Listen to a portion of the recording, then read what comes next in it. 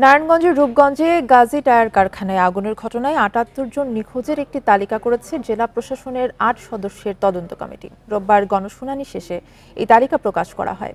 প্রিয় নম্বর সেট করে বিকাশে সেন্ড মানি করুন ফ্রি। এদিকে গাজী টায়ার কারখানায় ধ্বংসস্তূপ থেকে একটি মাথার খুলি ও হাড় খুঁজে পাওয়ার দাবি করেছেন নিখোঁজদের স্বজনরা।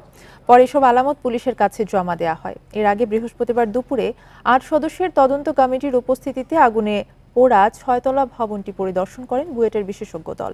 পরে ঝুঁকিপূর্ণ হওয়ায় ভবনে তল্লাশি না চালানোর সুপারিশ করা হয়। ভবনটি ভেঙে অপসারণের সিদ্ধান্ত হলে সমন্বয় করে অভিযান চালাবে ফায়ার সার্ভিস। গত ২৫ আগস্ট রাতে গাজী টায়ার কারখানায় আগুন লাগে। সে সময় ওই ভবন থেকে ১৪ জনকে জীবিত উদ্ধার করে ফায়ার সার্ভিস।